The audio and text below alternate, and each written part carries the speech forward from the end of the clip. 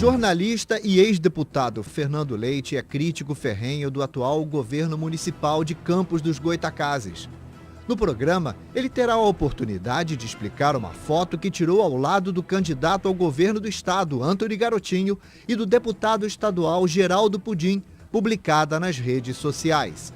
O entrevistado desmente boatos de que teria pulado para o outro lado, aliando-se ao candidato Garotinho nestas eleições. Em entrevista a Cláudio Andrade, Fernando Leite avalia ainda as candidaturas ao governo do estado e as pesquisas eleitorais em mais esta edição de A Polêmica.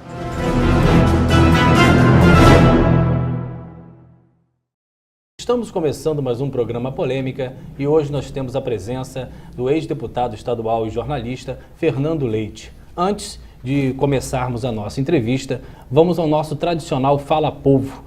E a pergunta que nós escolhemos para você se refere à pesquisa eleitoral. Você, como eleitor, acredita ou se pauta nas pesquisas eleitorais? Nem sempre, né? Para mim, por exemplo, não, que eu já vou no certo. E a senhora acredita nas pesquisas? Acredito. Sim, eu acho que sim, deve influenciar bastante.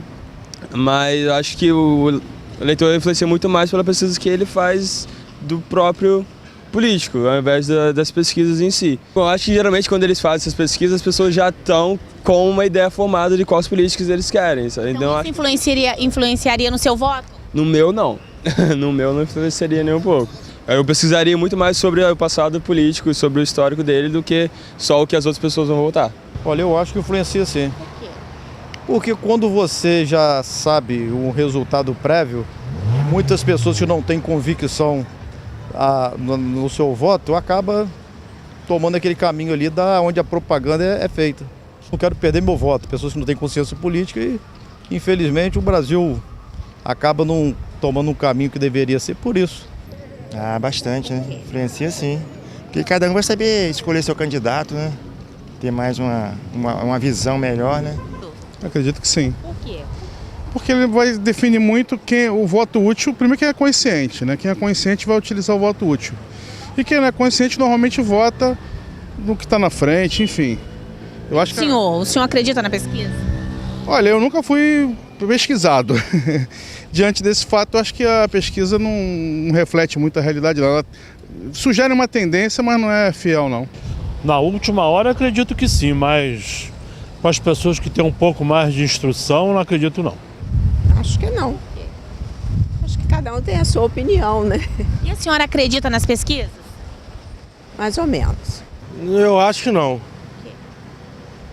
Porque do jeito que eles fazem esse tipo de pesquisa, eu acho que eu, pelo exemplo, não sou muito confiável, eu não confio muito. Fernando, um grande prazer em tê-lo aqui e como nós observamos aí no Fala Povo, discute-se muito essa questão de pesquisa eleitoral, se você deve seguir as tendências das pesquisas, uns falam que ela retrata apenas um momento. Você foi deputado estadual, nós vamos até falar um pouquinho disso mais para frente. Como que você sente quando sai uma pesquisa eleitoral? Ela realmente retrata alguma coisa de importância para um futuro pleito? Cláudia, antes eu quero dizer que é um prazer enorme estar aqui contigo, na Terceira Via, é uma honra. Eu acho que a pesquisa é o retrato do momento. E acho que a pesquisa, ela tem o papel, ela deveria ter o papel de consumo doméstico. Porque eu acho que a pesquisa exerce uma influência muito grande na opinião pública, tanto negativa como positiva. E é um poderoso, um portentoso instrumento de manipulação. Então eu tenho muito medo de pesquisa eleitoral. Eu não sei exatamente qual é a finalidade última da pesquisa eleitoral num processo como o nosso, num processo eleitoral como o nosso, que é historicamente um processo viciado. A gente observa, por exemplo, as pesquisas eleitorais últimas e demorou muito tempo para a população entender que deve se valer mais a importância da rejeição do que a própria pesquisa em si. Como é que você avalia, trazendo um pouquinho para o nosso cenário, que é o que interessa, as rejeições dos nossos candidatos ao governo do estado do Rio de Janeiro? Você acha que realmente rejeição lá na ponta, na briga final, na hora do pênalti, ela realmente pesa? Eu acho que rejeição é fundamental. E acho que o Rio de Janeiro tem 2 nomes que têm rejeições consolidadas. O primeiro nome era o Brizola, que tinha uma rejeição consolidada ideológica, por essa razão específica. O segundo nome é o Garotinho, que tem uma rejeição consolidada, mas porque é beligerante, não porque é ideológico. Ele hoje tem 44% de rejeição no Rio de Janeiro. Ele tem vindo nessa série histórica de pesquisas oscilando entre 40% e 50%. Que é muito, né? É mortal. É mortal. Porque a rejeição, ela é diferente da desaprovação. A rejeição é você não vota de maneira nenhuma, nunca. A desaprovação muda. O governo acerta, erra, você aprova, desaprova um ato ou outro. Agora, a rejeição, ela tem um caráter definitivo. Não diria definitivo, porque nada é definitivo, sobretudo na política. Mas se sedimenta muito, né? Agora, se você pegar o Garotinho, desde o período em que ele foi governador, depois quando ele foi o primeiro-ministro do governo da Rosinha, e até agora, depois que ele ficou esse tempo todo sem mandato, ele oscila nessa faixa de 40% a 50% de rejeição. Isso pode fazer com que, em um possível segundo turno, ele esteja aí com uma eleição bem complicada? Eu acho que é o candidato dos sonhos do segundo turno de quem quer ganhar a eleição no Rio de Janeiro. Porque ele, pela sua beligerância, ele tem uma dificuldade enorme de compactuar, de ampliar o arco de aliança. Só para a gente esclarecer um pouquinho a palavra beligerância, que às vezes a pessoa não está, nem todos compreendem. O que você quer dizer com isso? Brigão. Beligerância é briga, guerra, confronto. Né? Você sabe que ele tem esse histórico desde que começou com o Brizola, com a Benedita, com o PT e com outros tantos aliados. Não cabe aqui considerar nesse momento, porque não é esse o tema. Mas eu acho que a rejeição, ela tem, nesse aspecto, nessa eleição específica, ela tem um papel preponderante. Acho que é aquilo que você disse.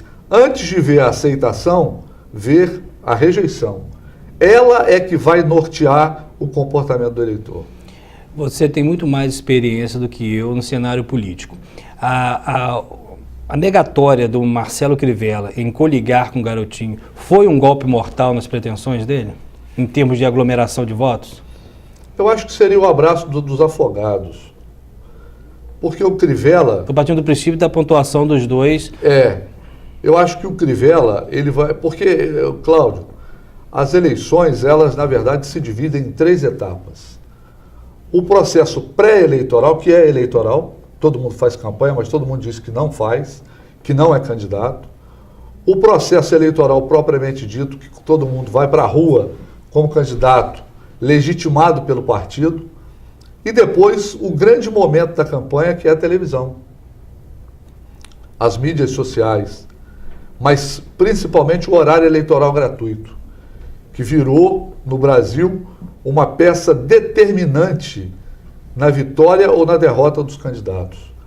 Então, o Crivella e o Garotinho, eles estão nesse momento em que são francos atiradores. Não tem que responder por nada. Responder pontualmente por uma questão ou outra ligada à religião, ligada a uma atividade como parlamentar. Diferente do candidato Pezão, por exemplo, que é governador do estado. Responde pela gestão, né? Responde pela gestão. Então, eu acho que o Crivella, ele chega no limite imposto pela Igreja Universal. Ele é um Celso Russomano no estado do Rio, guardando as suas devidas proporções, em termos de teto? Eu acho só nesse aspecto, né? Porque eu acho que o Crivella é uma pessoa admirável. É um homem admirável. Você já não acha isso do Russomano? Já não tem essa intimidade com o Russomano, essa liberdade, esse julgamento. Mas acho que o Crivella vai chegar um momento, e eu acho que esse momento já chegou, em que ele vai dizer, por exemplo, que é natural a união homoafetiva. Ele não pode dizer isso. Não. Mesmo que ele ache, ele não pode. ele vai dizer, como ele disse, que o bandido no Rio de Janeiro sai da Baixada Fluminense, ou saiu da Baixada Fluminense, porque lá é desassistido. Quer dizer, é uma opinião que está consolidada, que está dita, repetida e que será usada exaustivamente. Então, na verdade, eu acho que ali é quem irá para o segundo turno. A minha dúvida é essa.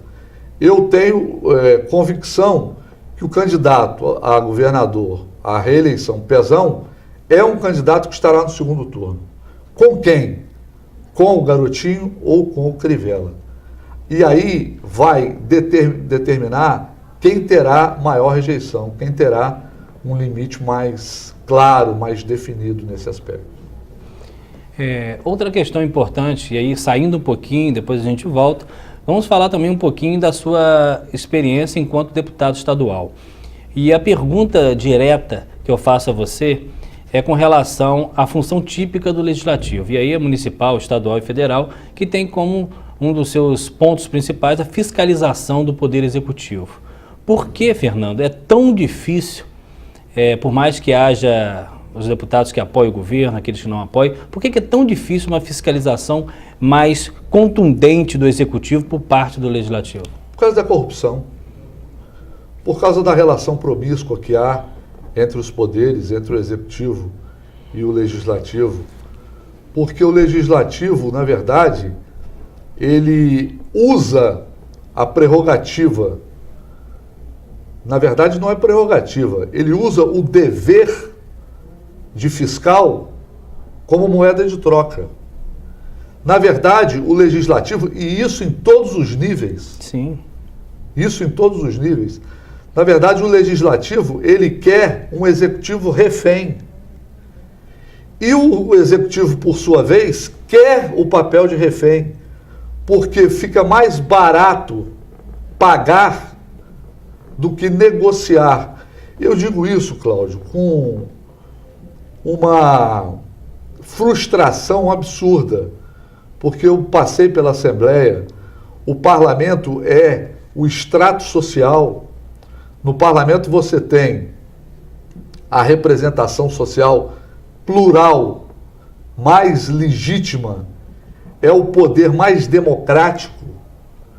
Não tem polícia no Legislativo, não tem polícia para espantar manifestante com gás de pimenta, não é o judiciário que é esse poder olímpico. O poder legislativo ele está aberto à pressão direta da sociedade que convive com o deputado. O vereador, então, nem se fala. O vereador mora na cidade, trabalha na cidade, ele acorda de manhã, tem 50, 60 pessoas na porta dele. Então, esse poder extraordinário que deveria ser usado para regular as relações, para transformar as cidades, na verdade se presta ao papel de um rufião qualquer, de uma relação promíscua qualquer. Fernando, você foi deputado por um mandato e eu queria que você dissesse para a gente um ponto mais marcante, positivo e negativo do seu mandato. O ponto positivo do meu mandato, ele foi, na verdade, um mandato causal. A Constituição de 1988 dizia o seguinte: se em 2 anos a Universidade Estadual do Norte Fluminense não estivesse efetivamente implantada, ela deixaria de existir e a UERJ ia interiorizar os seus cursos. Então, o meu papel de deputado era de discutir numa arena carioca, sob o poder e sob a pressão da UERJ, que não queria divisão, a criação de uma universidade pública e gratuita, modelar, revolucionária, criada pelo senador Darcy Ribeiro, no interior. Então, olha a tarefa, olha a minha tarefa, qual era. Era uma tarefa difícil. Eu passava por deputados que diziam assim: vocês querem universidade em campus para quê? Tem a UERJ aqui, pega o ônibus, vem estudar aqui. Mas eles não percebiam que, na verdade, isso aqui, na verdade, era um outro polo que estava surgindo. Então, o meu papel foi esse, foi de agilizar a implantação da UF. E como é que nós fizemos isso? Criando a FENORTE, que era a fundação mantenedora da UENF. O papel da FENORTE era de fundação mantenedora. O que ela fez? Ela importou material com a facilidade que as fundações têm, ela contratou professores de dentro e de fora do país, e nos 2 anos previstos pela Constituição, a universidade estava efetivamente implantada no Norte Fluminense. Então, nesse aspecto, eu acho que foi o ponto positivo. Foi o ponto positivo. Agora, o negativo você vai falar depois do intervalo. Okay. Nós estamos aqui com o ex-deputado estadual e jornalista Fernando Leite. Vamos ao intervalo, daqui a pouco a gente volta.